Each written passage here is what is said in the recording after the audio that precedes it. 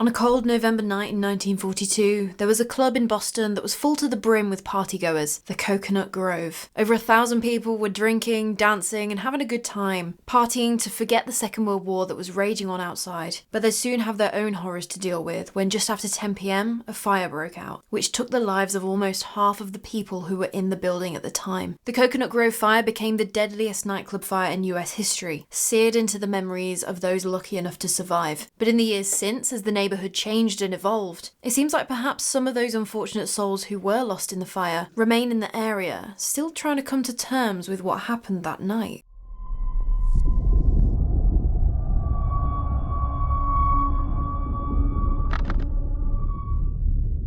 So let me set the scene for you, because to really understand what went on that night, we gotta go all the way back to the beginning of the club. So it's 1927 in Boston, Massachusetts, deep in the Prohibition, when two musicians, Mickey Alpert and Jacques Renard, they decide that they want to open a quote-unquote supper club, which is kind of skirting the laws around Prohibition. On the outside, their club was going to be kind of a restaurant, social gathering place. No drinking, obviously, that would be illegal. But reading between the lines and knowing that these two guys had mafia connections, basically they wanted to open a speakeasy. Somewhere people could go for a night out where alcohol may or may not be involved. It would definitely be involved. And so that's what they did. They opened their club in 1927 called the Cocoanut Grove, which was inspired by the nightclub of the same name, which was inside the Ambassador Hotel in Los Angeles. And it was decked out in that roaring 20s Art Deco style with a tropical paradise theme inside. We're talking ceiling columns decorated like palm trees with like coconut shaped fixtures, leatherette and rattan furniture, dark blue cloth attached to the walls and ceilings to give that tropical dancing away the night feel, like the whole works. But apparently the club wasn't doing too well for the guys, and they sold it to Charles Solomon, who went by the nickname King Solomon or Boston Charlie in 1931. And he was all the way into the mafia. He was a proper gangland boss. And as the new owner of the Cocoanut Grove, he wanted to make sure he squeezed as much money out of the place as possible, which included making damn sure that customers were going to pay what they owed. Health and safety be damned. And so King Solomon actually started locking the emergency exit doors, so there was only one official entrance and exit into the club, the front door. This was to stop customers skipping out on their tab, as well as to stop any chancers from sneaking in without paying the cover charge. But as a little side bonus to Charles, it kept him safer. Because he was a big hotshot in the mafia, and he was under constant threat of getting whacked. By keeping all these extra unnecessary doors locked up, he was less at risk of an ambush. And it worked great at the Cocoanut Grove, but less than 2 years after taking on the club, in January 1933, he was actually gunned down in the bathroom of another nightclub, the Cotton Club in Roxbury, a different neighbourhood in Boston. Once King Solomon had been taken out, the Cocoanut Grove passed to his lawyer, of all people. His name was Barnett Wilansky, but he went by the nickname Barney. And let's face it, he's a lawyer for the person that used to be a big mafia boss. He's not exactly on the straight and narrow himself. So he continued to operate the club as this speakeasy, but it wouldn't be for too much longer, because in December of 1933, Prohibition was finally repealed. Alcohol flowed freely once more, and oh did it flow.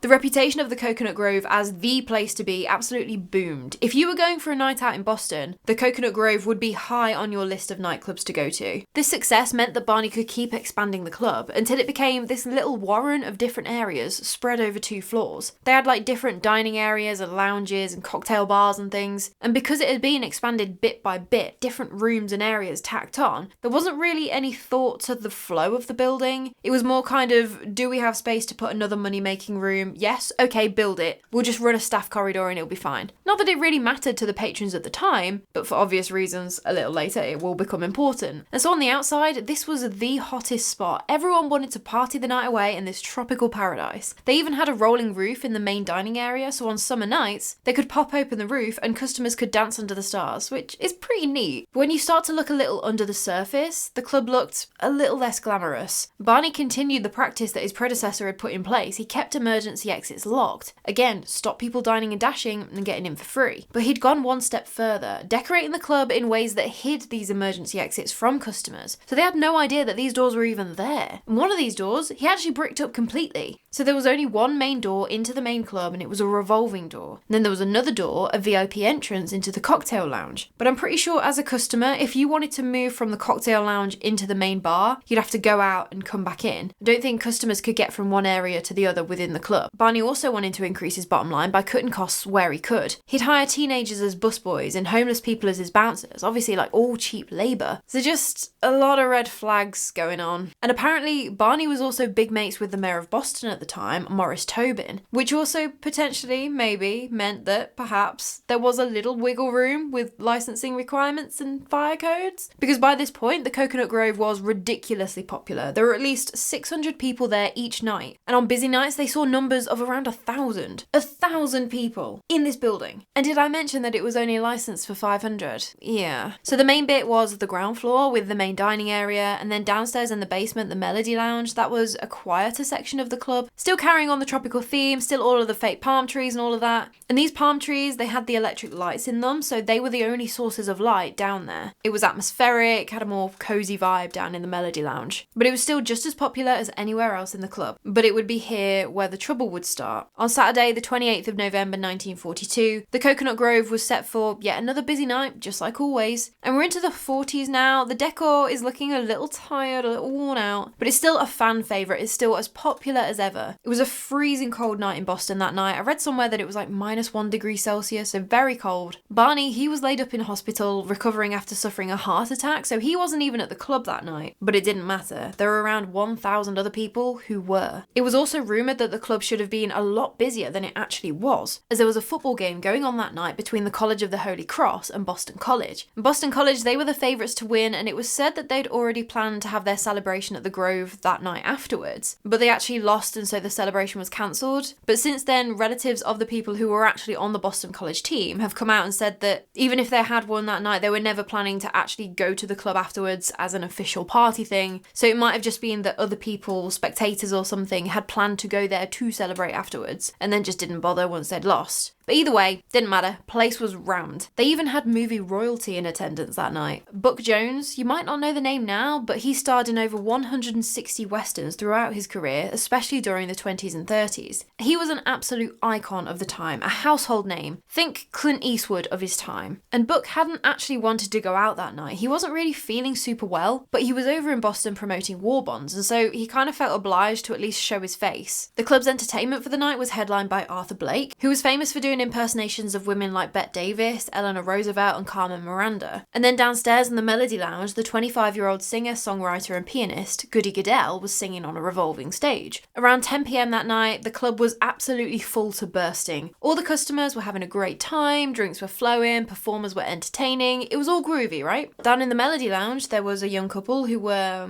making the most of the, shall we say, mood lighting. Because like I said, the only light down there is being kicked out by these little electric bulbs in the palm trees. So it's already pretty dimly lit down there. But this couple, apparently they were a soldier and his girlfriend. And being 1942, we can only speculate that maybe he was getting shipped out in the morning and maybe he just wanted to leave his special gal with a night to remember. And he would, but for the wrong reasons. But I'm getting ahead of myself. Basically, according to testimony, the soldier wanted to make that particular corner of the room just a little bit darker, just preferring a little more privacy. And so the soldier unscrewed the nearest coconut light bulb. A manager noticed the bulb had gone out and told a 16-year-old busboy, Stanley Tomaszewski, to go and screw it back in. It was obviously super dark in this corner now, and as he went to screw the bulb back in, it came out in his hand. So Stanley the busboy lit a match so he could see what he was doing, where he needed to put the bulb back in. He screwed the bulb back into the light and put out the match by stamping it on the ground. But it was already too late. Within seconds, the fake palm fronds were ablaze. But no one was particularly panicked at this point. It was a small fire, they could handle it. Staff tried to put the fire out with pitchers of water, wet rags and seltzer bottles, but it didn't really do much. They realised it was very quickly getting out of hand, so they pulled the palm tree down to the floor to try and stop the ceiling from catching fire, but that went wrong too. The fake palm tree pulls a ceiling tile down with it, exposing a false ceiling, and then all hell breaks loose. The fire spread into the false ceiling, it had nothing to stop it, so it burned very quickly, showering all of the customers down in the Melody Lounge with sparks and burning shreds of the cloth that had been attached to the ceiling. Obviously, now everyone's panicking and crowds of people start piling up the staircase trying to get out. The people who are upstairs in the main area, they're starting to figure something is wrong now, so some of them decide, you know what, it's time to call it a night. check please. And so they're heading towards the door too. You know, that one revolving door. Because that's something that's highlighted quite a bit with this story. When people are panicking, say like in this instance that they're now in a building that's on fire, their instinctive reaction is to run back to the way they came in. And so if you can take anything from this story, obviously fire safety regs are a lot better nowadays, but even so, always have an emergency exit plan, and then a backup plan, and then a backup plan. Might save your life. But the people that had got out up to this point were extremely lucky, because then the fireball happened. A huge wall of fire erupted from down in the Melody Lounge and ripped through the upstairs into the foyer. And this thing was extremely intense. People who got out the building just before the fireball actually came out with their hair on fire. But for some of the people inside, it was over before they knew it. Because the huge fireball actually took all the oxygen out of the air as it passed, literally sucking oxygen out of people's lungs. Afterwards, some bodies were found still sitting in their tables with drinks in their hands. Like, that's how fast this thing took some people by surprise. But for those still trapped inside, it was absolute pandemonium. Now, the fire had burst into the main dining area and foyer, and it was feeding itself. All of the palm trees upstairs, all of the rattan and leatherette furniture, all made for great burning and toxic smoke. The air is getting thicker and blacker, visibility is dwindling, people are screaming, coughing, desperately trying to make their way out somehow. But because all of the customers trapped inside had come in through those main revolving doors, that was the way they were trying to get out. It wasn't like they had any other option either though. The rest of the emergency exit doors had been hidden. And even if you did find them, they were bolted shut or bricked up. But with a revolving door, very quickly the panic and the sheer number of people pushing to get out meant that the revolving door got jammed, so it was completely useless anyway. And the other door, from the VIP cocktail lounge to the street, that wasn't going to do anyone any favours either, as the door opened inwards, so it was next to useless with a terrified crowd pushing on it desperately trying to get out. And at this point in the fire,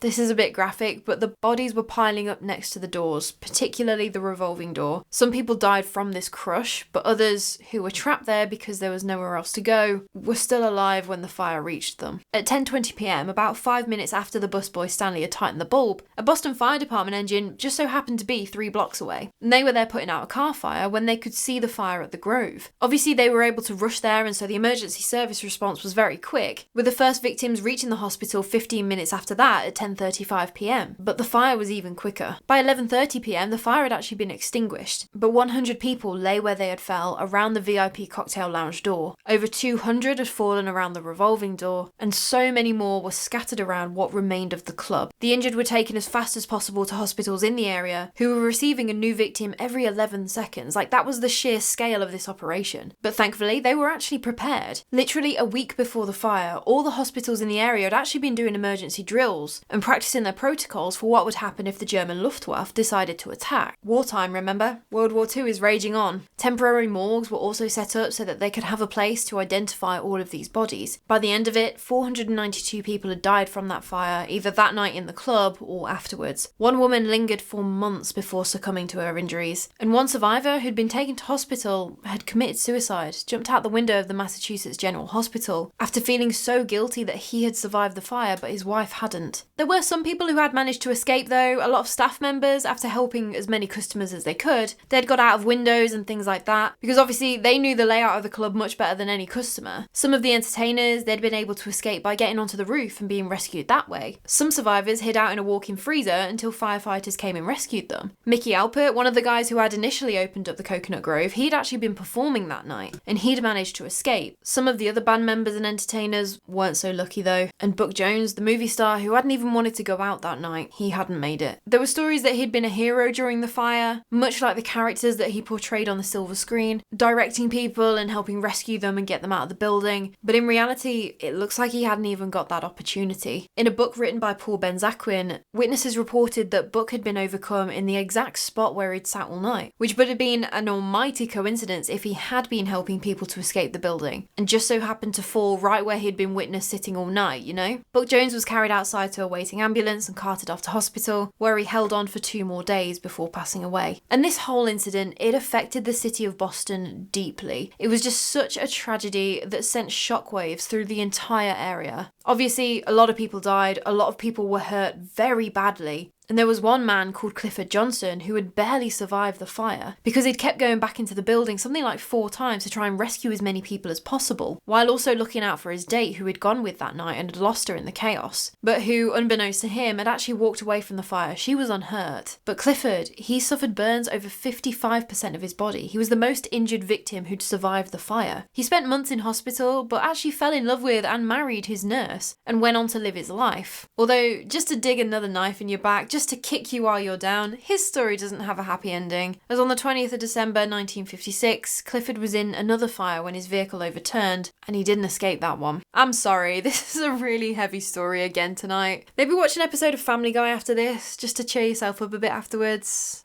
That's what I do. But even the survivors who managed to walk away with minor injuries, they developed psychological trauma from the fire. And this incident really kind of started kicking off the conversation about how trauma can affect you not only physically, but also mentally. And there was one account that I came across, and it was from someone who hadn't even been at the club that night, but she just lived near Coconut Grove. And she would always talk about how after the fire, for weeks afterwards, there were cars that lined the nearby streets, never moving, never being collected, never being driven away, because most likely they were owned by people who passed away on the 28th of November. And that, even just reading that while I was doing the research, that's a kick in the gut, isn't it? That's heavy to think about. Never mind the graphic details that I saw, well, that got to me more than anything. To have that reminder so fresh and raw, and having to live and work around that, like that's got to have been a lot of emotion going on at that time. Obviously after the fire, the next question on everyone's mind was how had this fire happened? How had so many people died? And how can we stop this from ever happening again? So investigations were obviously launched, trying to figure out the cause. But in the court of public opinion, the busboy, Stanley Tomaszewski, he was as guilty as they come. He had lit the match that had set fire to the palm frond, which had started this whole mess off. But there were so many other red flags going on here. First of all, the fire resistance of the decorations. Supposedly, they had all been tested and had passed the testing for their resistance to ordinary ignition sources like cigarettes and matches, which makes sense. Everyone smoked at the time. That was a smart thing to do. But was it that they hadn't actually been tested? And that was another favour that the fire marshal did for the very well-connected Barney Wolanski? Maybe. Another potential explanation as to how the fire was able to spread so quickly was to do with the air conditioning. Because a gas called Freon, which is an inert, so not flammable refrigerant gas, was supposed to be used in the air conditioning units in the club. But there was a war on, and Freon had been restricted so that only the military could use it. And that meant that civilians had to find other, less ideal substitutes. And so it was theorised that a gas called methyl chloride was used in the air conditioning, also known as chloromethane. A sweet-smelling gas that's also incredibly flammable. There were other theories thrown about too, like how because there were so many people in the club that night, and that there was so much alcohol flowing, that it made the air in the club flammable, and that was the cause of the fire. Honestly, there was just loads of different theories. But obviously, the biggest issue was how come the patrons of the Coconut Grove hadn't been able to get out of there in time. And so between the locked up emergency exits, the fire marshals who had allegedly potentially been paid to look the other way, and the blatant disregard for licensing limits on how many occupants the building could have, Barney Wolanski was taken to trial. He was found guilty, obviously, and charged with 19 counts of manslaughter on the 10th of April 1943, and he was sentenced to 12 to 15 years in prison. And why 19 counts of manslaughter, you ask? Yeah, I asked the same. That was the number selected randomly out of the list of victims because it would have just been super impractical to try him for all 492. And so I'm not going to try and spin this story in a positive light because this was just a complete and utter tragedy, absolutely senseless and unnecessary. But there were some good things to come out of all of this death and misery. Here we are again with safety regulations being written in blood. Because of the Coconut Grove fire, similarly to what happened after the MGM Grand and the Las Vegas Hilton fires in Nevada, it changed fire codes. Revolving doors were initially actually temporarily outlawed, like you couldn't use them at all. When they were eventually reintroduced, they had to have the normal outward swinging doors on either side of them. Emergency exit doors had to be clearly signposted, no more of this hiding vital emergency doors behind decorations or anything. And of course, they had to always be unlocked and accessible, no deadbolts like the ones at the Coconut Grove. And all of these fire code changes, they all sound well and good, right? Thing is, all of this was already in your little guide to not killing all your occupants in a building fire. They knew they should have been doing all of these things before the fire, but it was just recommended at that time. It was more guidelines than rules. And so it was only after the fire that the language in the fire codes changed and you had to make your building safe. It was now law. New medical practices also became mainstream because of the way that the Coconut Grove victims were treated. treated. They started doing things like treating patients with extra fluids and topical antibiotics that drastically reduced the mortality rate. The victims also weren't saddled with any medical bills because of the fire. The Red Cross and the hospitals themselves donated everything they needed to care for them all, but they didn't actually receive any financial compensation above that. And depending on how forgiving you are as well, the victims and their families didn't see a huge amount of justice. Well, kind of. Barney Wolanski, he was the only one that went to prison, but his pal Morris Tobin, who had been the mayor of Boston, he'd since moved on up in the world and was now the governor of Massachusetts. And after less than 4 years inside, Barney was quietly pardoned and released after serving effectively less than 3 days per victim of the fire. When asked by a reporter how he felt about the whole thing, he responded saying he wished he had died in that fire, along with those almost 500 victims, which very well could have been a possibility if he hadn't been in hospital recovering from that heart attack, the same hospital which accepted hundreds of victims from that fire. So while he's laid up resting, victims from a fire from his club are overrunning the ER. What a twist of fate. And so obviously after he was released, a lot of people were very angry about this, saying that it was because of his connections and his friendship with the governor that he was able to basically get away with it with a slap on the wrist. But it's not quite that simple. Having friends in high places like the governor of Massachusetts may have helped, but it looks to be like it was actually more to do with compassionate grounds, because 9 weeks after his release, in December 1946, Barney Wolanski was dead from cancer. Stanley Tomaszewski, though, he had to try and live out the rest of his life as best he could. Even though to so many people, he was personally responsible for the almost 500 deaths. Nothing to do with the shady owner who kept all the doors locked so that he didn't lose out on any money, and absolutely certainly overlooking the fact that Stanley was 16 years old at the time, too young to actually be legally employed by the club, but had landed the job because paying a 16-year-old was cheaper than getting someone older. And that Stanley was doing it for the right reasons. He needed the job to help out his family. As if this 16-year-old who was just doing what he'd been told to do by his manager had actually set the place ablaze on purpose. After the fire, he'd been forced to live in a hotel room under police protection because of how people treated him. He was spat on, called every name under the sun. People would even call his phone at all hours of the night just to shout abuse down at him. He did eventually manage to claw back some semblance of normality in his life. He graduated high school, became a federal auditor, got married and had kids. So there is that. In 1944, once all of the investigations were complete, the club was torn down, and an official cause for the fire was never determined. For a long time, the site was used as a car park, and the streets were kind of rejigged a little bit for a hotel that was built, originally called the Boston Radisson. And today, part of the site of the Cocoanut Grove is home to luxury condos, which were built in 2015. There is also a little street that cuts through the old footprint of the club now, and that's called Cocoanut Grove Lane. And there was also a little memorial plaque that used to sit on the pavement right where the club would have been, but it was moved when the condos were built just down the street a little bit. But they are now building a proper memorial with the names of all the victims in Statler Park, which sits on the road behind where the club used to be. The hotel, the Boston Radisson, closed and was reopened under a new name, the Revere. But it was while it was operating as the Boston Radisson that some weird stories were coming out about the place. Apparently, employees on multiple occasions would witness people wandering about the hotel, looking very disheveled and confused. So you could be forgiven for thinking that they're just hotel guests that have maybe had a few too many and they just can't remember what room they're in. But apparently, these people would just completely disappear, never to be seen again. Bit weird, but not totally convincing that it is completely unexplainable, right? In the hotel's bar and kitchen, there would apparently be really loud popping sounds with no explanation, as well as weird flashes of light and the strong smell of smoke. Even when the kitchen is completely shut down for the night, no one is burning any toast. And that smell of smoke, that is an interesting one. We spoke a little about it when I covered the MGM Grand Hotel fire, how people would randomly report smoke, but then the smell would disappear just as fast. And with that case in particular, it could just be that there is still smoke from the fire in the walls or whatever. The hotel wasn't completely rebuilt or anything like that after the fire. But to be smelling smoke in the Boston Radisson, obviously you're not going to immediately jump to the conclusion that it is most definitely the ghostly olfactory echo from the Cocoanut Grove fire, because it is a completely different building, but it's built on the site of the incredibly tragic fire where a lot of people lost their lives. Might give you pause for thought. There are also more of your standard paranormal reports throughout the hotel too. There is apparently the shadowy figure of a man who walks down the halls, or appears in doorways in the theatre area, but if you try and approach him, he disappears. People will commonly hear disembodied voices, with some employees being adamant that they heard their name being called out late at night when no one was around. And water seemed to be a really big thing. Lots of weird stuff happening with water involved. The sound of running water would be heard a lot, even when there aren't any plumbing pipes nearby, no one's using a sink or a toilet or anything in the area. Employees once found one singular seat in the theatre completely soaked in water, no explanation. I don't don't think they were cleaning up after a show or anything. No audience member had spilled a drink or anything else over this chair. They just couldn't figure out how this one singular chair was soaked through. So it would be very interesting to hear if there are any more stories from now the hotel has opened up as the Revere, if guests or staff have noticed anything weird. When someone visited the car park that was there on the site of the club, they reported a bit of an atmosphere, which makes sense if you know the history of the site you're standing on. They said that they were overcome with just overwhelming emotions of sadness, which again makes perfect sense.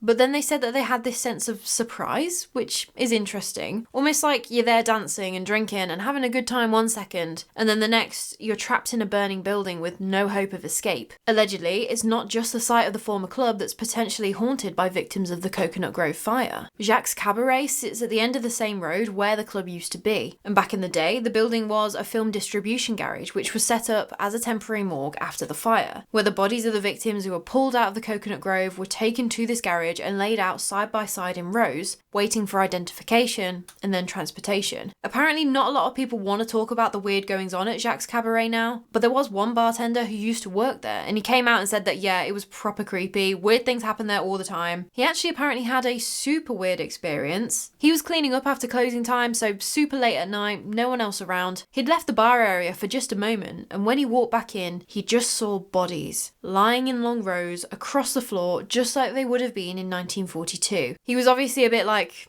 pretty sure I didn't agree to be an extra in an episode of Dexter or something, so he turned the overhead lights on just to get a better look, and as soon as he did that, the bodies vanished. Everything went back to normal as he'd left it mere minutes ago. And so while decades have passed since the deadliest nightclub fire in US history, now the building doesn't even exist anymore. It seems like maybe, just maybe, some of those victims from the fire, whose lives were cut tragically and violently short, may not have moved on just yet. But what do you think? Is there anything to the claims from the hotel staff? Do you think that some of the victims who died in the fire could still be around? And if you've stayed in the hotel since it's become the Revere, or you work there, and you've experienced something that is a bit weird, please do let me know. I would love to hear about it. I think that with the amount of death in such a short amount of time, in such a horrific way, I think it is entirely plausible that some sort of imprint has been left in the area. Maybe not an intelligent thing, but like with a cabaret bar and the bodies lined up, a temporary morgue being hastily set up because they've got more bodies than places to keep them, that's going to be really heavy. That's going to leave some sort of imprint, surely. So I do think that the same could possibly be said for the hotel, maybe. But then also, I do think that probably the story and the history around what happened in that very area does play a huge part in it. People know that this was the site of that horrific fire, and oh, I've just experienced something that doesn't have an easy explanation. The two could be connected, you know? But as always, I want to hear your conclusions too. I feel like I'm covering a lot of American fires at the minute. I think of all the disasters I've done, they've just been fires in America. But to be fair, I found this case while I was doing the research for the MGM Grand Fire, so that would explain it. But if you have any suggestions on places or even events with subsequent rumours of the paranormal, just let me know in the comments and I can take a look into it and maybe make a video on it. But if you take anything from this story at all, please just remember to make a note of where the exits are in any building you go into. And at that first sign of trouble, just get out. No one ever regretted overreacting and making a quick escape to something that could have easily turned nasty. And so if you enjoyed this video, I know it was another tragic one, so maybe enjoy isn't the right word, but if you appreciated this story for what it was, please do leave a like on it. And if you want to hear more, I would highly recommend subscribing if you're weird like me and you want to learn about tragic events like the Cocoanut Grove, and then obviously the paranormal reports that arise afterwards. But anyway, that is all from me today. I cannot wait to chat with you more about the morbid, mysterious and macabre. So until next time, sleep safe. I'm not sure how I feel about this cardigan. I feel very English teachery.